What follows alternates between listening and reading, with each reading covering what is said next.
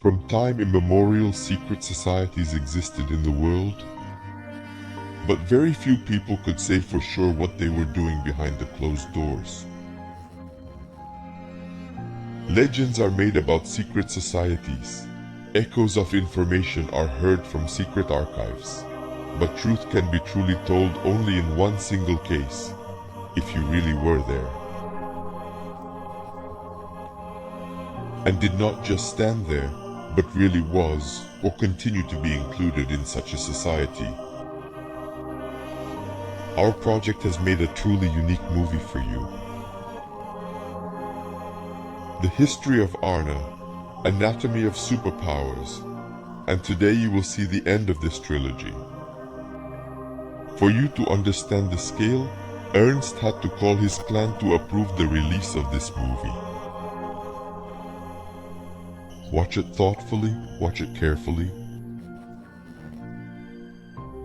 In this material, there is even more hidden between the lines than said in words. You will not find such material anywhere else, because no one has ever talked about it so openly. Here is our new movie, Illuminati and Freemasons, an Insider's Revelation.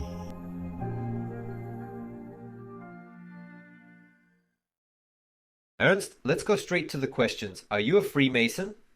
I was in the Masonic Lodge for a while, then I left it. Well, maybe you are a Satanist then, because your look is appropriate, the mask and everything is so black, don't you think? No, I do not think so. I don't think I'm a Satanist. I was somewhat sideways attracted to the Illuminati, but at the same time I was always on the side of my teacher. I tried to enter everywhere he directed me, but fortunately I have never been a member of Satanist clans, and I hope I will never be. Because I think this is a very bad energy, swamp energy that strongly pulls down, and then it is very difficult to get rid of it. In other words, to summarize, you are the Illuminati, right? We'll figure it out along the way. Let's just say that initially, in order to be an Illuminati, you must somehow be close to the Freemasons, at least stand next to them. Then you can enter the Illuminati order. Well, yes, you are partly right.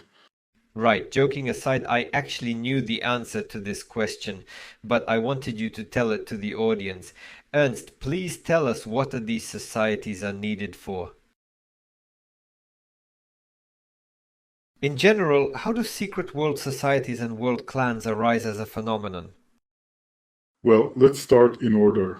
Comparing with the current situation, now to join any group you just need to click on a button, and the administrator of this group may accept you or may not. But you will not be frustrated, you will continue clicking on other groups and try to enter them, join them. In ancient times, things were much more complicated. If we consider, for example, the situation 500, 700, 1000 years ago, more precisely, where did it all come from? It started at the moment when people realized that they have some kind of thirst for information, a thirst for knowledge that was not on the surface, that was somewhere deeply buried. People understood that there was something more. They started to create certain clans. These societies have become incredibly popular and acquired incredible power, the power of influence. Many people began to want to join this society, more precisely these societies. There were plenty of them, and some societies remained. Until now, we can even contemplate them. In principle, they are in plain sight, but no one ever shows what they are really doing. Today I decided to open a little the veil of secrets and tell what they do, and what our society does, and to which stream we belong to. Therefore, watch this video to the end, it will be interesting. But again, all these clans, these secret societies, they arose due to the existence of certain informational egregores. These egregores began to manifest themselves in people, because people had to transmit this information, help to attract new connections to this egregore. When you give rise to a certain thought, for some reason it may not take root, but another one may be picked up by millions, billions carry it, and as a result, greatly strengthen it. It also happened with secret societies. People liked it, people wanted to join them, they wanted to bring some donations, wanted to become a part of this society. Thus, in principle, Freemasonry was born. Initially, it was not some kind of secret in terms of the fact that it required to use some magical things, no. All this appeared later, when the egregore managed to hook the required number of people. You know, the collective mind was organized. So then more and more people began to join, and some of these influxes pulled in those individuals who performed certain magical rituals, who had knowledge of super abilities, which at that time were also closed in a certain way.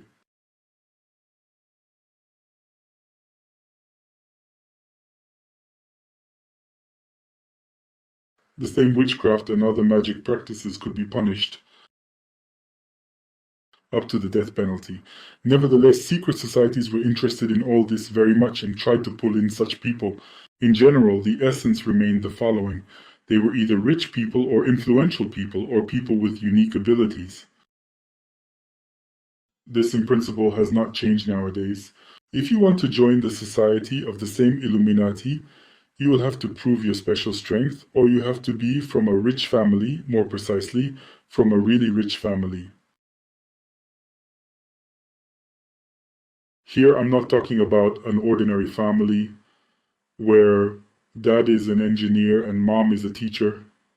You must come from a really very rich clan, famously rich family, for example, like Rothschild family, or the Rockefeller family, the Kennedy family, and other different families that really own a certain share of the money on the entire planet. That is if we are talking about the part that financially feeds the clan. Because any person who joins a clan understands that the clan or a society cannot bear anything strong without money. That is, it always needs influence, which in principle is money, wealth, and management of the world. That is what matters. I think I digress a little from the topic. Well, a little bit, yes. You see, Ernst, the question was more about how secret societies arise in general, and why are they secret? Why can't it be an open society without keeping everything secret? Why is it like that? Secrecy appeared in the key that everything covert attracts people more, and plus this secrecy served as a kind of filter. It helped to filter out people.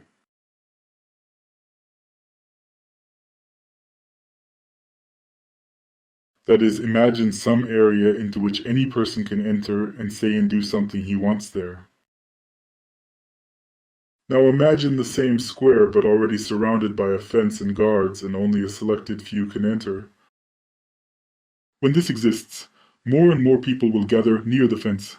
They wonder what is happening inside, why they are not allowed in, and why some of them are allowed to enter, but others not. So this causes even more interest, and plus creates a certain filter.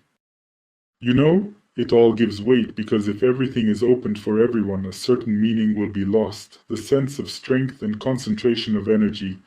Therefore they became closed societies, which still do not accept everyone into their ranks. Although there might be a certain imaginary accessibility, at least in Freemasonry, anyone can become a Freemason, but you know, this is like going to the army. Anyone can serve, but very few are promoted to general. Ernst, how many of these secret societies are there on the earth now, more or less? Well, if we take small societies, there are about 200, 300 societies, not more. But if we take really large and influential ones, then there are about 10, 15. Those who can really influence the life on earth, society, the media, the rulers of states. There are quite a few of them, but they really exist, and they can very strongly affect many things.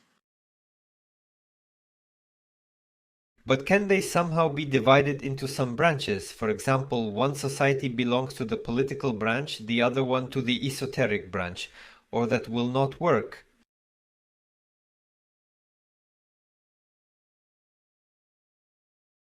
Everything is always mixed there. There are actually separated branches indeed. Well, if we consider Freemasonry, it also has some directions. One, for example, has an impact on some financial structures, the other one goes to the esoteric directions. More precisely, one branch goes more in the direction of esotericism, the other branch goes in the direction of finance, which influences or controls certain financial institutions, but again, they further intersect with each other. And there are certain meetings at which participants meet, and some of them may be high-ranking members of a certain clan, but at the same time they are not necessarily serious people in life. For example, a person who is engaged in delivering bonds can occupy a rather high position in a Masonic lodge and have a very strong influence on those people who stand levels below him in the lodge, who in real life may be directors of banks or financial institutions. And here an interesting moment happens. In the Masonic lodge, the speech of a person above has a very strong influence on downline members. Although in real life these people may be quite, let's say, higher in wealth. This can explain the fact that politicians gather for certain events. These politicians don't say anything there, they just listen to what they are told, because there is an opinion that in these lodges, the high-ranking people have a vast vision of the world structure, of the structure that is important for our life. And so everyone has to listen to them and do what they do. I can tell you a little about the movement that takes place in our society. We also have a closed society. I call it a clan. Many do not support this name, but that's what I call it. I got into it thanks to my teacher, and now I will tell you what it does. This society had an independent structure, but over time it began to flow a little into the stream of the Illuminati.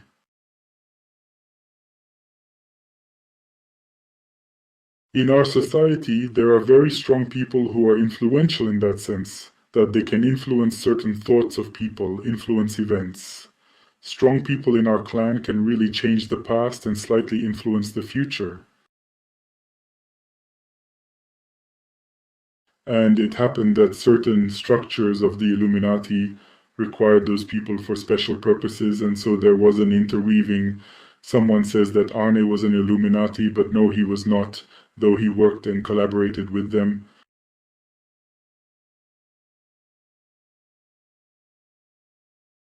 Let's just say that the Illuminati used his services more than he used their services. We can say so, Danila? Yes, I'm here. I'm listening to you attentively. Yes. I hope I answered your question. Friends, Danila is just sitting at the computer and I look at him in that direction. Friends, here I would like to stop for a while and tell you in a nutshell how YouTube algorithms work.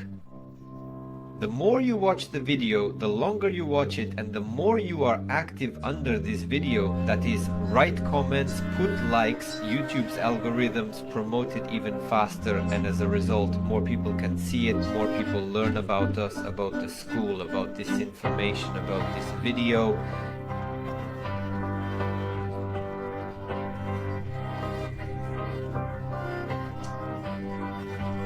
Therefore, friends, I have a big request for you. Now put the video on pause, write down how do you like our trilogy of films in general, how do you like the Story of Arne, how do you like the Anatomy of Superpowers, how do you like the Illuminati and Freemasons, like this video, or just write something. Describe everything you think about this. Do you like it or don't like it? What would you like to see? What would you like to know about? Each of you who is watching this video right now, if you do this, the activity level under the video will increase, algorithms will notice it and will be able to promote it faster, better, to a larger audience. More people will see it, especially if each of you post this video on your social media page, Twitter, on Instagram, Telegram, Facebook, YouTube. This will also help us a lot, because by doing so, more people will see this movie. New movies will be released, new information, new videos. Well, my friends, thank you all, and let's continue watching Ernst, but is there some kind of society, we will return to yours later, which is outside of these previously noted branches and directions, which is a super secret society that do not belong to any branch but has a very large value? Well, our society in principle does not technically belong neither to Freemasonry nor to the Illuminati, not to others. But its services are used by many other closed societies because in our society ideas of superpowers are being developed. You see, if for example we look at some mechanical engineering structure, we can be represented as a subcontractor that performs a certain action, a certain function, and can do something better than everyone else. Our services are used. If we look at some structure of a car factory, the same Ford, or something else, for example Toyota, you will see that nothing is being created completely at the factories. They always distribute tasks between different small firms, and then all parts are brought together into one piece at the factory.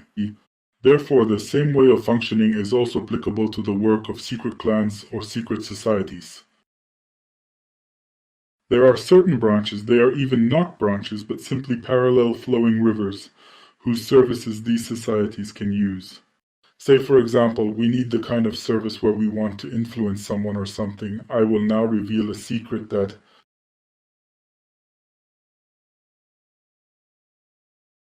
in the middle of the 2000s, in 2005 or 2004 or something like that,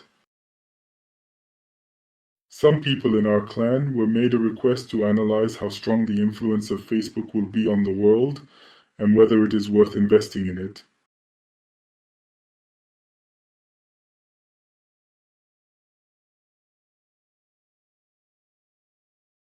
In fact, Facebook would not have grown so much if money had not been invested in it. And you will never guess who was the investor. People from the Illuminati invested in it.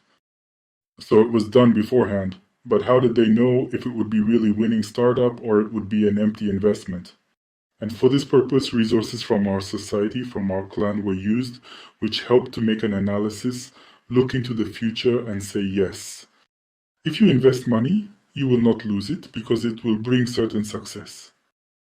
And now we clearly see that Mark Zuckerberg is already controlled by some other forces, because often he cannot remove certain posts, and on another hand he often removes some presidential posts, which in principle should not offend him in any way. And here is the question, why? Is Mark Zuckerberg so interested in politics? No. Completely different people are already working there who at a certain time invested in this project and now have a very strong levels of influence. But in order to understand whether this project would be a winning one, our specialists were involved who made an analysis of the future and said that yes, it would have a strong impact. And then a rather large sum was invested. That is, again, you see that the Illuminati and our flow were nearby and went alongside. They made a request to us and we gave them a definite answer. Well, not me, of course, but those people who are much stronger than me at the level of Arne, my teacher, with whom I was fortunate enough to meet in this life. Such a story we had. Now I can tell you about this clearly because I was given the go-ahead for this case. Of course, I cannot give names, but I have the right to disseminate general information. Ernst, let's do a very difficult, really difficult thing now. Let's try, at least. Is it possible to do the same thing, such as in the analogy with the automotive industry about which you just said that there are some outsourcing companies producing things all together? They all make cars in order to sell it to the end consumer, in order to make money on this and to move the technical progress forward in general. But may we follow the same analogy in the analysis of clans of all movements and of all secret orders in the world? What are the goals pursued by the orders nowadays in the 21st century? Can we try to structure it into a single picture?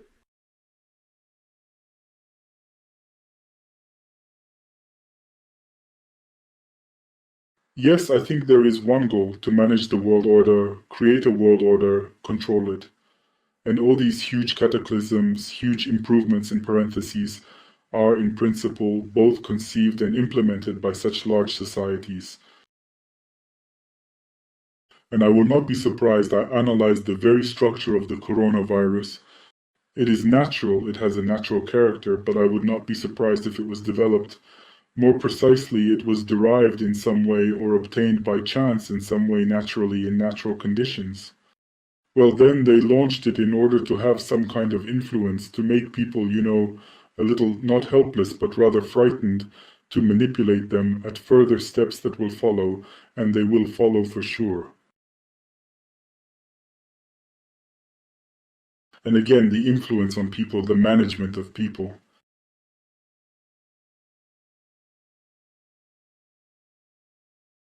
If we consider the influence of these secret societies, for them people are just puppets.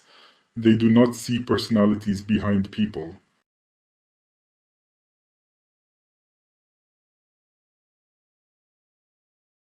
Therefore, we can definitely say that many wars on Earth were financed by the same societies because certain influences were needed on some country or on some region, on some continent or on group of countries.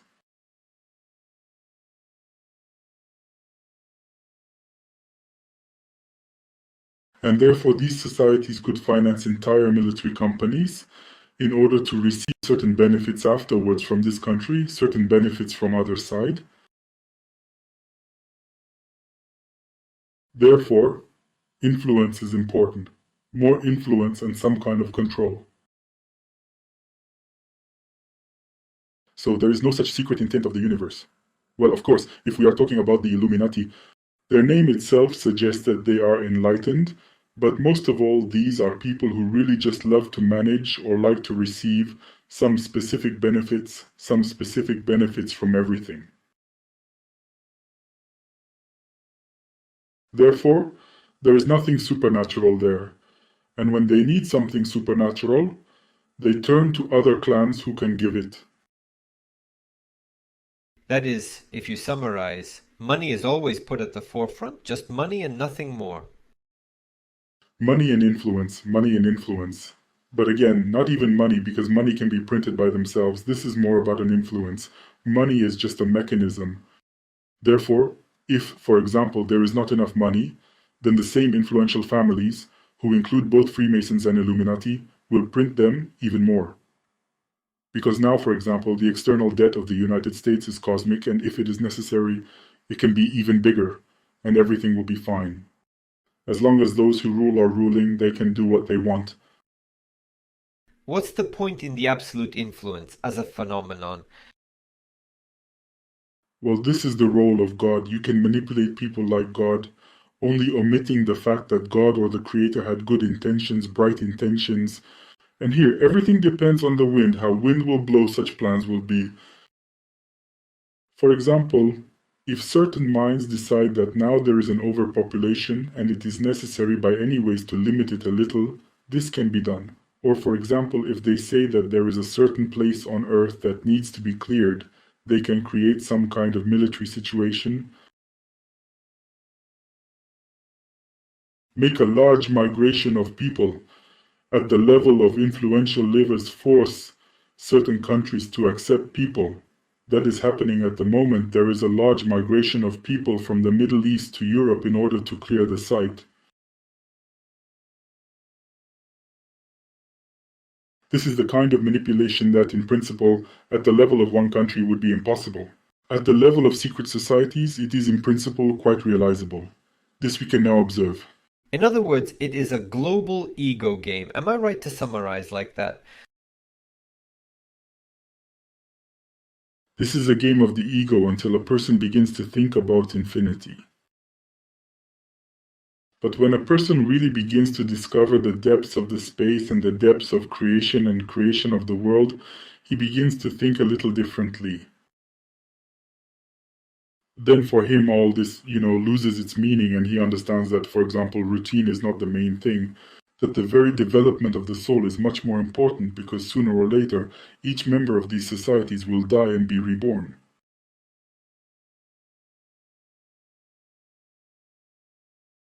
And depending on how much the scores of his karma are up or down, he will be born in a favorable or very unfavorable situation.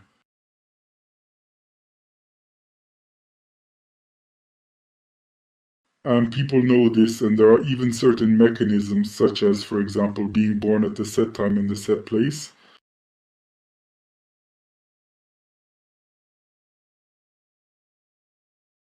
Because, for example, some members of the Illuminati clan know in advance who will be their next important person, and when this person is born, they immediately start to raise him up in a proper way. That is, it was already set in advance. It is very difficult. This is a very difficult thing because it is very difficult to implant a certain soul directly into a certain body at a certain time, knowing where it will appear. If you really immerse yourself into the history of the Illuminati society, you will find out that there are certain people who are chosen from birth. Where does this chosenness come from? Is it really just by a poke method? But no.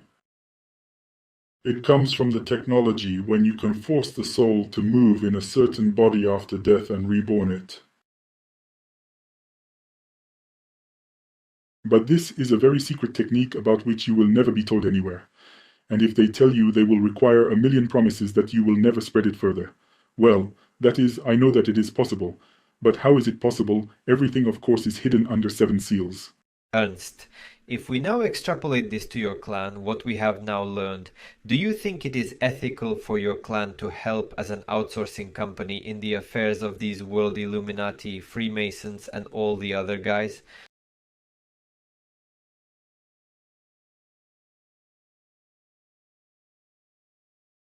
If we lived in the energy of the Absolute, it would be very unethical. But insofar as all people living on Earth are in need of certain benefits, and these benefits can be given by other people, societies are forced to cooperate and help each other.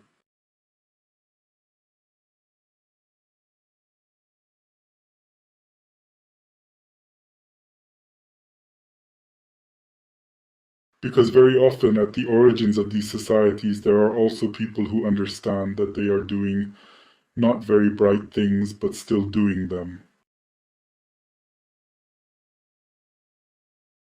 And I am not to judge, not for me to judge their decisions, their actions, their deeds. But at least I do not know that something was done against the law of the universe, at least in our society. For example, the same predictions of the future, viewing the future, the so-called plug of the future, when you can see 2 either-or options.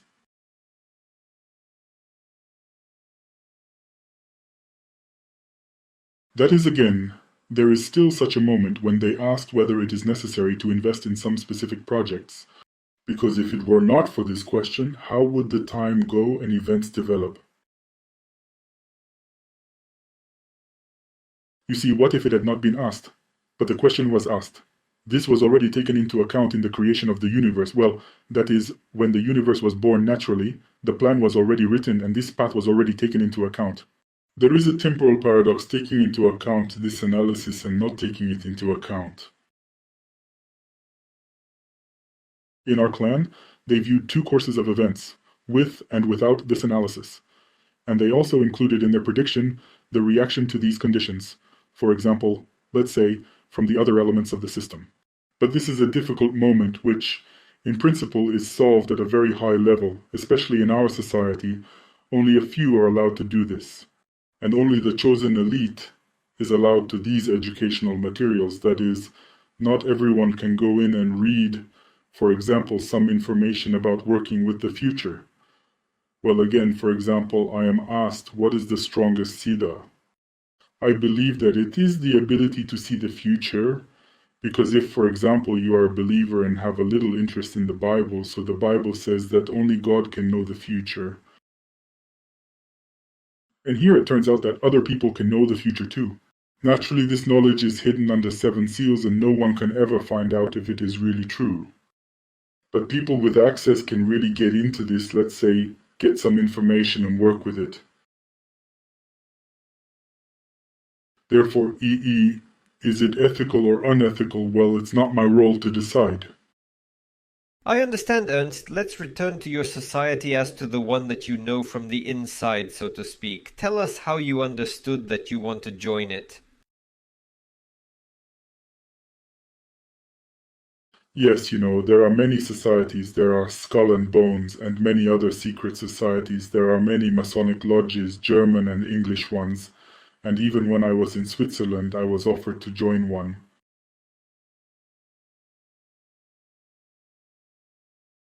But that time I was not interested in it at all. Well, I was already familiar with Arne, but somehow it all was not very interesting to me. By a happy coincidence, I ended up in our society only thanks to Arne. I listened to, conversations of people there and realized that they are close to me because they were pure, they were enlightened. Their talks did not include abomination, dirt that is often messed with money, and where the human life does not worth anything. That is, in our society, everything is a little more loyal, and a human life, whatever it may be, no matter who the person is, it always matters. And let's just say, if I tried to enter there myself, I would not be able to. Everything happens there on recommendation. When you are really recommended by someone and a person can vouch for you, say that you are worthy to join, then the exam begins. They try to, at least at that moment, I was already able to do something. In our society, it is important that you can demonstrate something. The exam was pretty difficult. I remember that I prepared a lot for it and almost failed it, because it was necessary to read thoughts and try to read something about the future. What kind of things were there? I can't tell you about this now, but it was difficult. And of course, there was a demonstration of abilities. But again, a psychologist is talking to you. What contribution can you make to this secret society? What's useful that you can give? Or do you just want to take? Surely in my case, I wanted to take information. I just had a wild information hunger.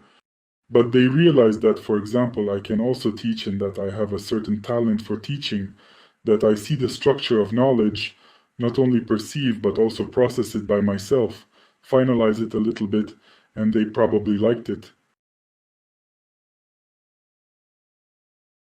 And so I was accepted. But again, I will not say that I am such a member of this society who constantly attends it. There are people who live 24/7 permanently in it, stay always in it. I go there sometimes, I take certain courses. But again, you need to understand that all these courses cost money.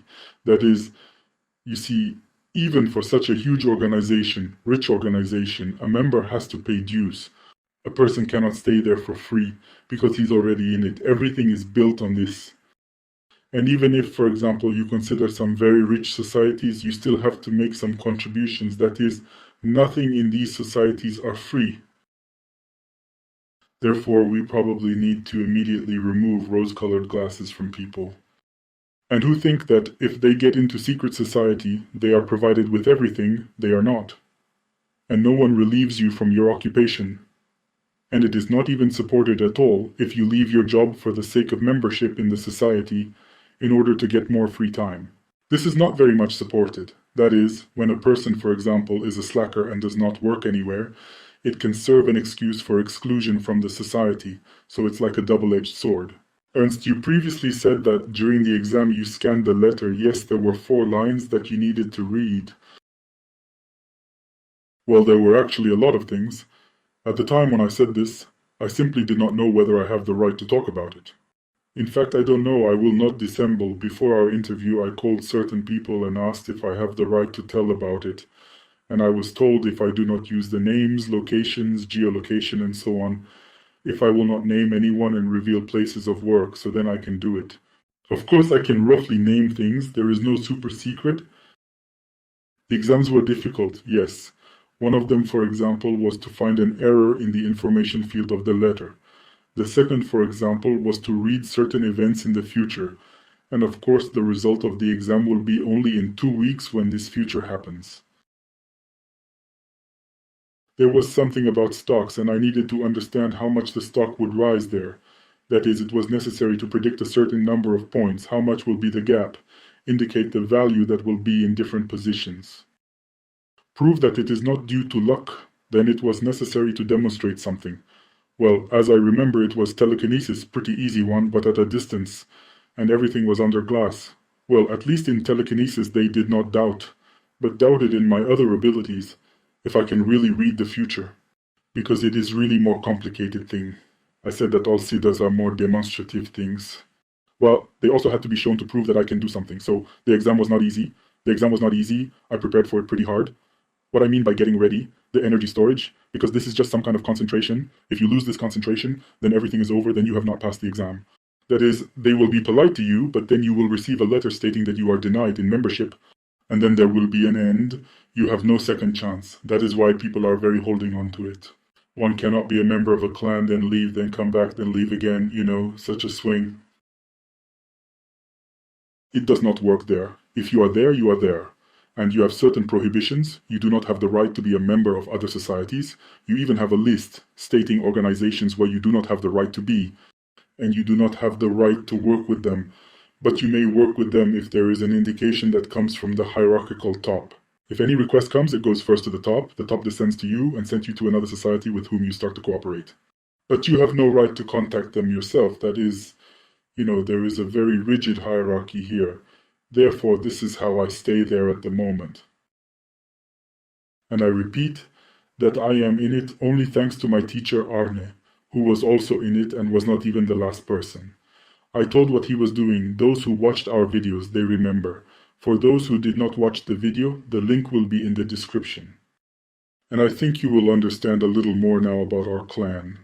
You will not imagine that there were kinds of terrible Illuminati or kinds of Masons who performed some monstrous rituals. Our clan is more of a calm nature, but it also has a certain strength, which other branches also use, so that was in a nutshell.